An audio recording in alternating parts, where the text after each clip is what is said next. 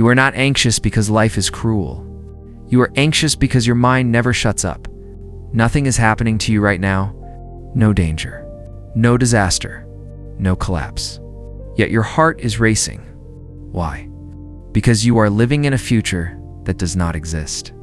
A future your imagination invented and now punishes you with. Seneca warned us about this nearly 2,000 years ago. He said the mind suffers more than the body ever will. Not from reality, but from the stories we tell ourselves in silence. Look at your life. Most of your fear has never happened. Most of your stress has never arrived. And yet, it has already destroyed your peace. If Seneca were alive today, he would not blame your job. He would not blame society. He would not blame fate. He would point at your pocket. That glowing screen is training your mind to panic, to expect danger, to live on edge, to mistake noise for importance. You scroll. You compare. You imagine worst-case futures and call it being prepared. This is not awareness. This is self-inflicted suffering. Seneca said it clearly. We suffer more in imagination than in reality. And until you learn to control your thoughts will control your life. Why Seneca matters today. Seneca did not live a peaceful life. He lived under emperors who could end his life with a sentence. He was exiled, watched friends disappear. New execution was not a possibility but an expectation. Every knock on the door could have been the last. And yet, he wrote about calm, about steadiness, about mastering fear, not from a mountain, not from comfort, but from the center of chaos. This is why Seneca matters. Because modern people claim they are overwhelmed, while living safer lives than any generation before them. No armies at the gate, no death sentence waiting at sunrise. And yet the mind is exhausted. Today's danger is not external. It is constant information, endless comparison, a future that never stops screaming for attention. Your mind is pulled in 1,000 directions, trained to worry, trained to react, trained to panic. Seneca understood this pattern long before smartphones existed. He saw that fear does not need reality. It only needs imagination. He warned us that the mind, left undisciplined, becomes its own executioner. We suffer more in imagination than in reality. This is not philosophy for books. This is survival training for the modern mind. If Stoicism worked in exile, if it worked under threat of death, it will work in traffic, in debt, in heartbreak, in anxiety. The problem is not that life is harder now. The problem is that your mind has never been trained to face it. Brutal truth 1. Your mind is the main threat. The greatest danger in your life is not outside you. It is not failure. It is not rejection. It is not loss. It is the voice in your head that never stops rehearsing disaster. Your mind wakes up already preparing for pain. It imagines conversations that haven't happened. It creates endings that don't exist. It punishes you for crimes you haven't committed. This is not intelligence. This is fear pretending to be preparation. Seneca understood this clearly. He saw that the mind left unchecked becomes a torture chamber. Most of what you fear will never arrive. Most of what keeps you awake will never knock on your door. Yet, you suffer fully every night. Life hasn't hit you yet. Your imagination already has. Look at your habits. You check your phone. A message hasn't arrived. Your chest tightens. You reread your last reply. You imagine the silence means rejection, disapproval, loss. Nothing has happened, but your mind has already collapsed. This is how anxiety works. It does not wait for reality. It creates its own. Seneca warned us. A man who suffers before it is necessary suffers more than is necessary. Read that again. You are not preparing for pain. You are multiplying it. The Stoic response is brutal but freeing. Ask yourself in this moment, is this happening now? Or is it only happening in my head? If it is not real, do not let it control you. Because reality is heavy, yes, but imagination is crushing. Brutal truth 2. Future obsession creates anxiety. Your anxiety does not live in today. It lives in a future that does not exist right now. In this moment, you are breathing. You are alive. You are safe. And yet your mind has already abandoned the present. It is racing ahead, rehearsing failure, anticipating loss, preparing for outcomes it cannot control. This is the core of anxiety. You are mentally living tomorrow, while your body remains stuck today. The Stoics understood something modern people forget. The future is not a place you can visit early. You cannot solve it. You cannot negotiate with it. You cannot control it. All you can do is poison the present by worrying about it. Look at your fears. Career anxiety. What if I fail? What if I'm left behind? Financial fear. What if I lose everything? What if it's not enough? Relationships. What if they leave? What if I'm not chosen? None of these fears are happening now. They are imagined futures, stealing real peace. Seneca warned against this self-destruction.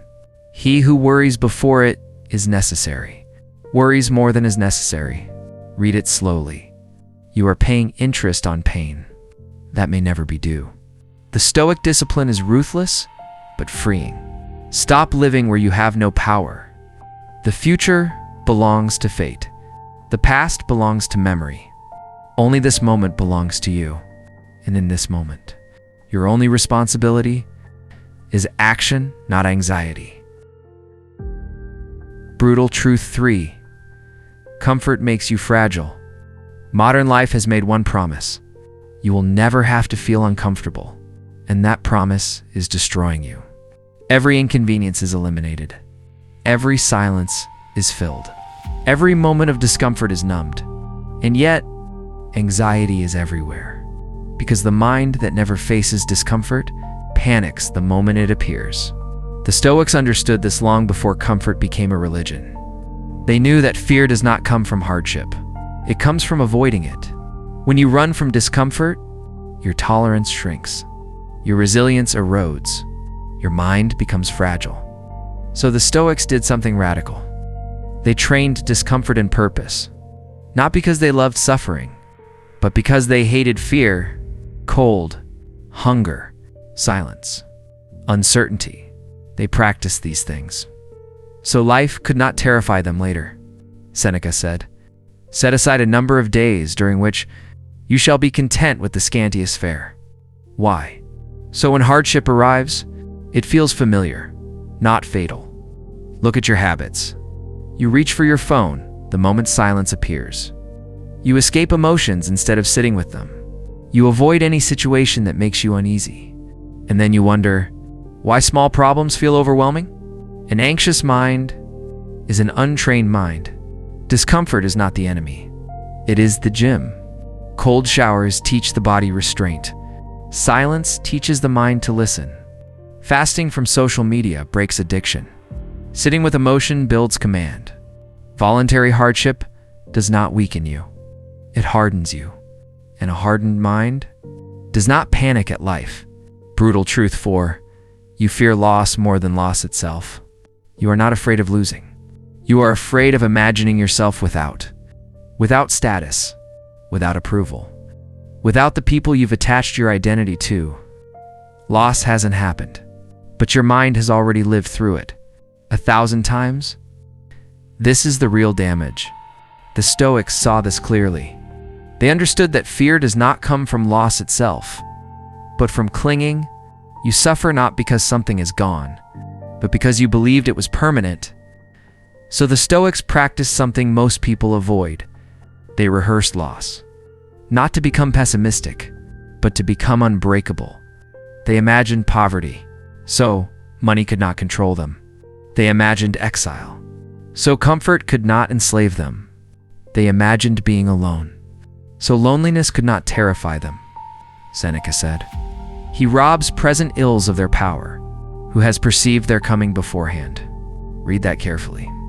When you accept loss in advance, loss loses its teeth. Look at modern fear. Fear of being alone, as if solitude were death. Fear of failure, as if reputation were survival. Fear of public judgment, as if opinions could wound the soul. None of these fears kill you, but fearing them slowly does. The Stoic method is brutal but liberating. Assume everything you have is temporary. People, status, comfort, money. Not with despair, but with clarity. When you stop clinging, you stop trembling. Brutal truth 5.